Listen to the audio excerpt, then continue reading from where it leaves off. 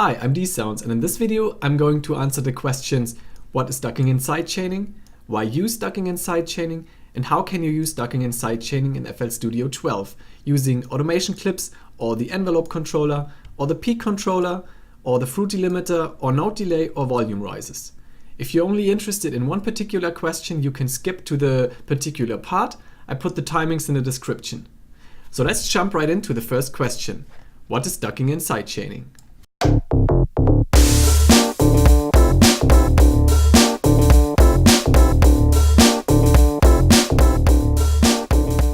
Ducking is the volume decrease of one sound according to the volume increase of another sound.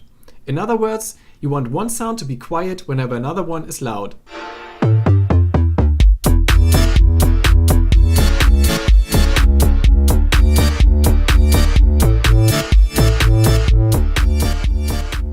Sidechaining is routing the sound of one mixer track into another mixer track. Then you can decrease the volume of the second mixer track whenever a volume increase of the first mixer track occurs.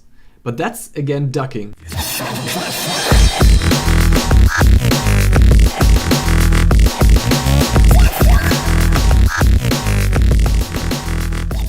Why use ducking?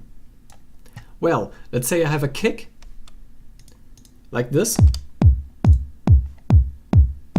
And I have a sub like this. If I just play them at the same time, they peak at about -2 dB. Also, the kick sounds real muddy because its most noticeable low frequencies overlap with the sub frequencies. I don't need two sounds with two similar frequencies at the same time. The lower part of the frequency spectrum is already filled up by one of both. What you can do is turn the volume of one sound down whenever the other one is present. I'm just gonna show you real quick and explain later.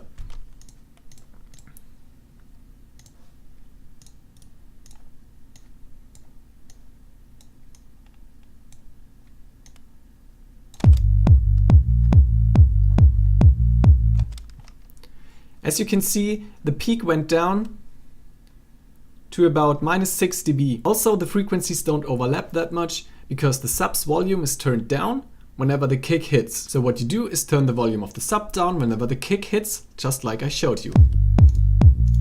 And as you can see here, the sub gets ducked down whenever the kick hits. You also can see in the master limiter that I can turn the sub up without the mix volume going up.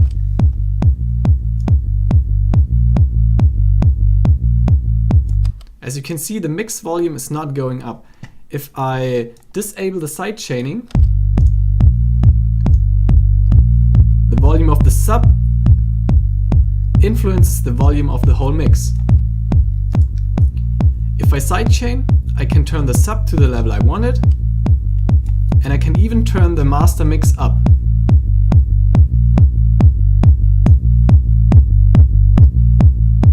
Just like this. Note that it can also have a cool effect in addition to the mixing purpose.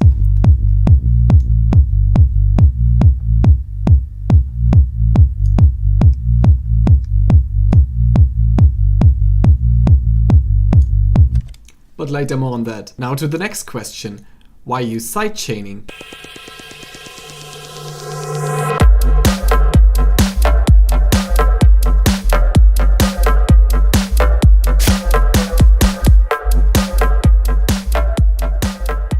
You do it either because you want one mixer track to be routed into another one, for example a reverb channel, because you want effects only on the reverb, or you want to link more mixer tracks to the same reverb. I'm just gonna show you real quick. So this is gonna be my reverb channel. I'm gonna put a reverb on there, just like this. And now I'm gonna sidechain the kick into the reverb. Now I can put, for example, a wave shaper just on the reverb. If I put the dry down, of course. So I can have effects just on a reverb like that. And the other thing is I can, the same reverb, I can sidechain the sub into also, which is kind of stupid because reverb on sub is kind of stupid, but you get the idea. I have effects on the reverb, on just the reverb, and I can link multiple mixer tracks into the one reverb channel. And that is sidechaining. This. Or you want just to send the signal of one mixer track into the other mixer track, just like I did with the kick and the sub. I'm just gonna disable the reverb stuff. And now the kick is sidechained into the sub, but the volume is turned down completely. Now I can use the signal of the kick to affect the sub depending on the volume of the kick. But I don't actually have the audio signal of the kick sidechained into the sub. That way I can, for example, turn down the volume of the sub according to the signal of the kick. That again would be ducking. So finally, how can you use ducking and sidechaining in FL Studio 12? And I'm gonna start with the automation clips. Therefore, I'm gonna disable all the advanced stuff that I already did, but didn't explain. And disable this one, and disable the sidechaining. And to make it easy, I'm even gonna undo all this.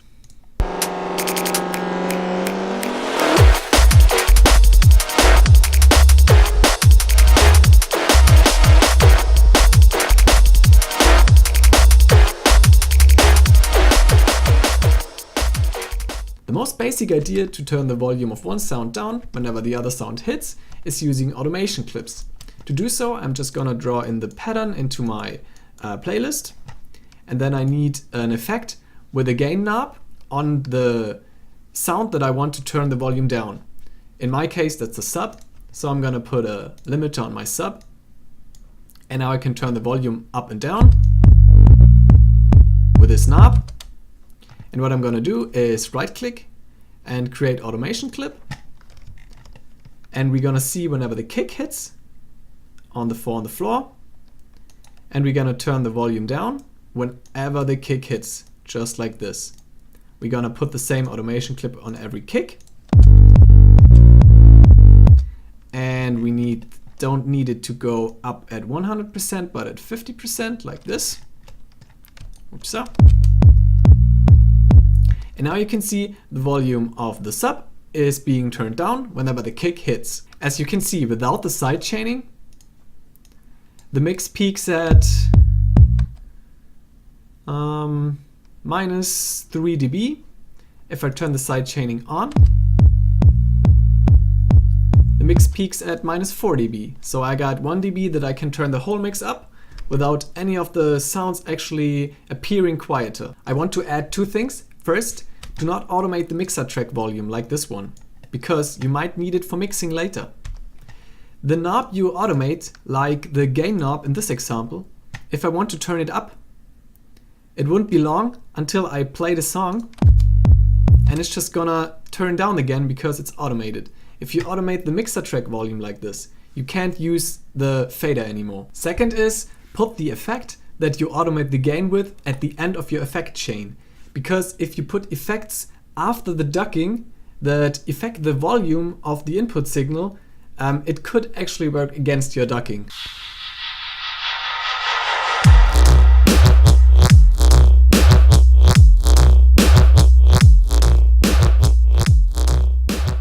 To do basically the same thing as we did with the automation clips, but not in the playlist, but in the step sequencer, you can use an envelope controller. I'm just gonna remove every other method of ducking for now. So here's what you need to know about the envelope controller if you want to use it for ducking. It's an effect that you can make work like an instrument and you can trigger through the step sequencer. I'm just gonna add and through the envelope controller, like this one. It has 8 different curves that represent the output once the note is played. I'm just gonna put the note on here, and you can see whenever the note is played, it goes through this curve, and that's the output. That means like the output starts at 0, and it goes up to 100%, and it goes down to 50%, and so on. For this example, we only need one articulator, that's what the curves are called, and we don't need any of the other functions. Then you can link almost any knob to the output of this curve. Now to get the same effect like we did with the automation clips, we just draw in the same curve, like this. Then we trigger it whenever the kick hits, like this. Now we got an output that goes from 0 to 50% whenever the kick hits. And now we can link the gain knob of the sub to the first articulator of our envelope controller, just like this. And now you can see whenever the kick hits, this envelope is gonna give us an output from 0 to 50% that's gonna be translated to the gain knob. So what we get is a reduction in volume by the sub whenever the kick hits, which is ducking. Now before we finally get to sidechaining, I want to show you another approach of ducking that is very similar to the two previous ones. And we're gonna use the peak controller. First of all, I'm gonna clean up everything that I just did, like this. It is unlinked. All right. And I'm gonna explain to you what you need to know about the peak controller to use it for ducking.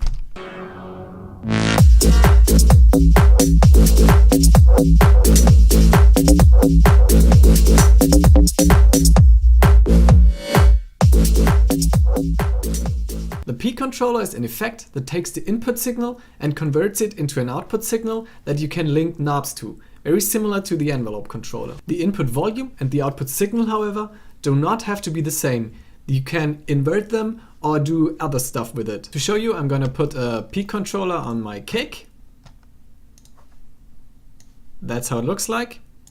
And the first thing you have to notice is this little mute button that mutes the output audio signal. So if I put this on, you can see there's no kick output because it's muted. First thing you do is unmute it. So here's what else you need to know about the peak controller. The bass knob changes the output value when there's no input.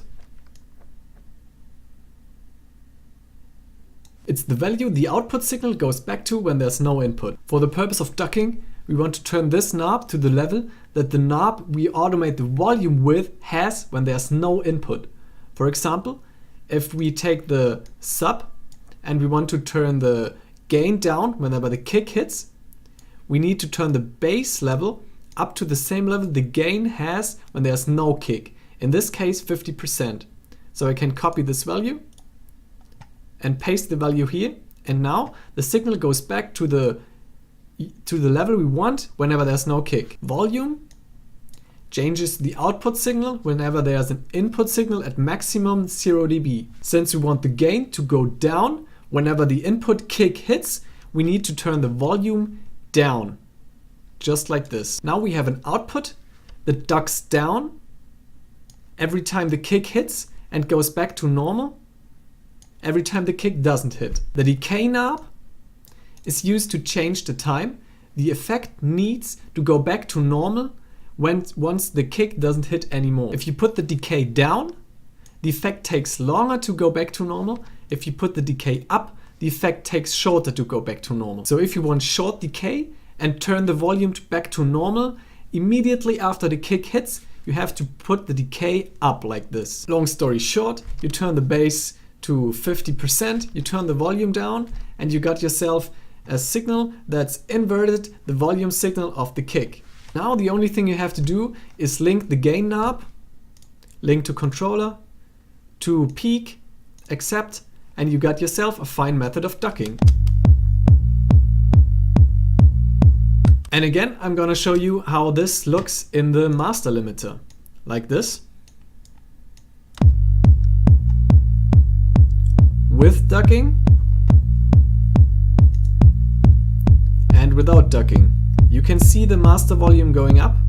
Also, with ducking, I can turn the sub up without the mix going up.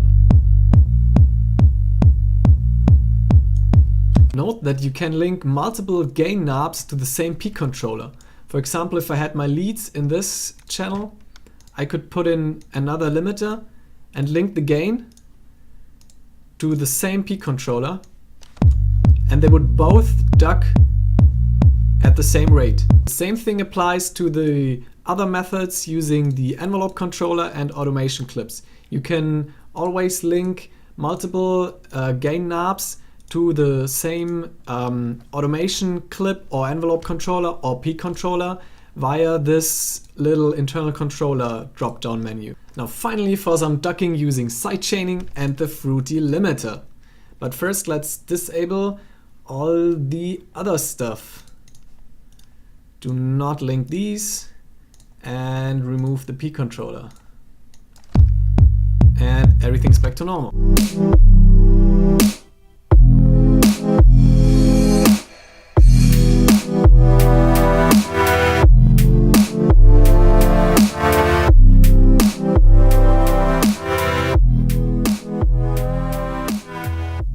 For this approach, you sidechain your kick into your sub, but turn the volume down. So you only get the signal, but not the audio signal. Then you can use a fruity limiter on your sub, like this one, the compression tab, to turn the volume of the sub down according to the kick signal. Here's everything you need to know about the fruity limiter to be able to use it for ducking. First, you change the input signal in this window. Either you left click and drag up and down, or you right click and choose your right input signal, which is the kick in this case. Then you use the threshold knob to change the level above which the ducking effect should be applied. I'm usually not turning it all the way down to -60 dB because it kind of sounds too harsh for me, but you can do whatever you want. Then you change the ratio knob, which defines how much the sub is being ducked down whenever it goes above the threshold level during a kick hit. 2 to 1 means the signal would have been twice as loud to remain the same level during a kick hit. The knee knob I actually don't understand completely. Using it, I get the impression of it being another ratio knob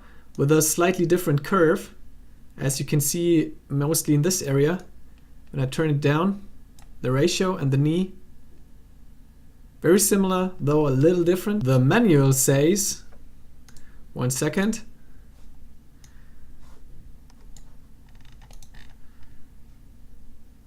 compression rate sets transition between no and full compression. But it does not just affect the way between maximum and minimum, it changes the minimum. I've tried it several times. I don't get the difference, and I'm using the knee knob just like a second ratio knob, and I'm ducking with it since years, so you can do the same thing and you probably won't encounter any problems. Other important knobs are attack, release, and ahead. Attack changes the time the ducking effect needs to kick in after the input signal. For mixing and mastering purposes, it's best to just leave it at 0 millisecond. The release knob changes the time the effect needs to wear off after the kick hit.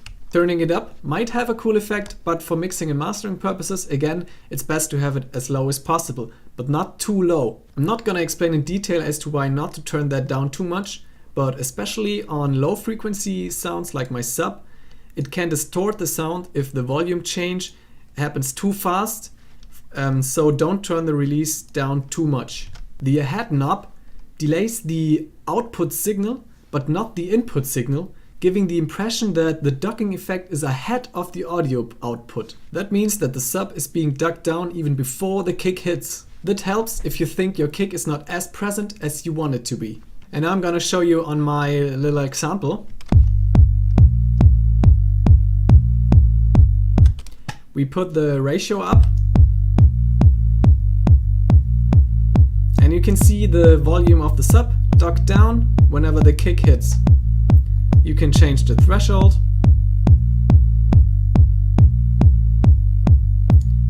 knee and ratio like I already explained.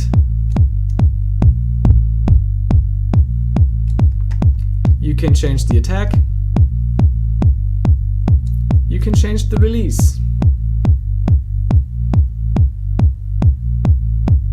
And the ahead.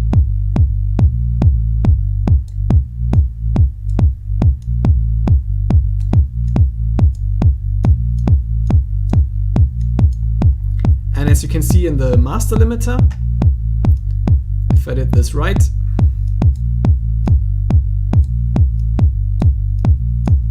like this, now I'm at -6 dB, and without the ducking I'm at -2 dB. Also again, if I use ducking, I can turn the sub up without the whole mix going louder.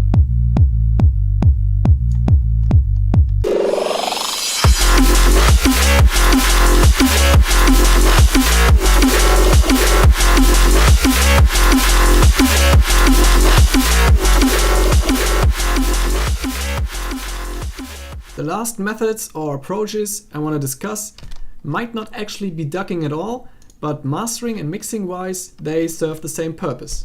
So let's clean everything up again. No sidechaining or ducking whatsoever. Turn everything back to normal. Right. So the first thing is note delay. Instead of turning the volume of the sub down whenever the kick hits, you can just not have it there in the first place. Like if I would to start every sub on every kick, and now I just start it later. If I do it right, it should have the same effect as the ducking. You can see I'm at -6 dB. If I start the sub during the kick, I'm at -2 dB. The next thing is that you build in a volume rise in your sub. So we got this. We got it peak at -2 dB. And now we use the sub and use just a volume rise at the beginning of every hit. Like this.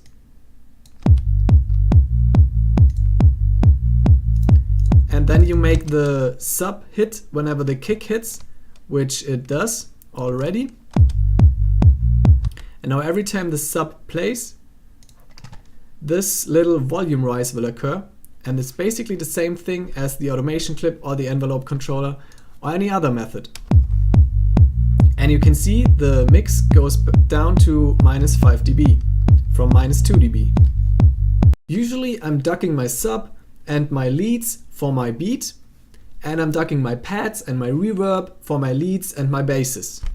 I also like to duck my leads a little under my percussion stuff. And I think many producers follow a similar approach. The thing to have in mind is what sound do you use as your input signal. If you, for example, want your sub to duck down whenever your snare hits, you usually want to do that because they have overlapping frequencies and you don't want the low frequencies of the sub being present whenever the low frequencies of the snare hits. I'm just gonna demonstrate really quick with a snare. Let's see. This one. And as you can see, I put it up a little. So it has the same volume as the kick.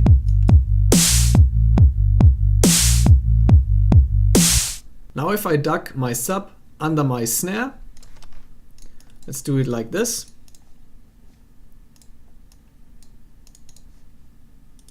Oops. Like this.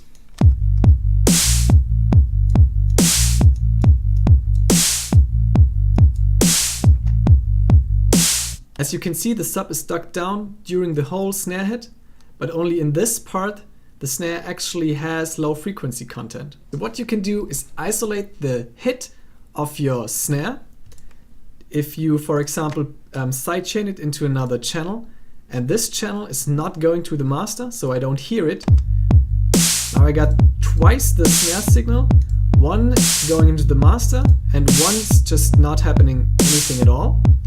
And now I put another fruity limiter on the second snare and use the noise gate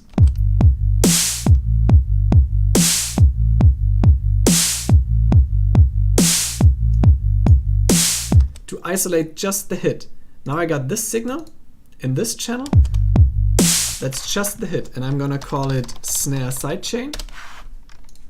And I'm gonna sidechain the snare sidechain into my sub instead of my snare. And you can see the difference. Stop! Right. This is the complete snare, and the sub is being dug down all the way. And now the sub is only being dug down whenever the snare actually hits. So that's it for now. I think that's enough input. Part 2 will be when to use which approach and differences in results. But for now, I hope you have enough information to use this in your own tracks and clean up your mixes or get creative in any other way. I hope you learned something that you find helpful and you can use in your own productions. If you did, you can subscribe to get more tutorials in the future. I would like that. Have a nice day, be excellent to each other, and never stop making music. See you next time.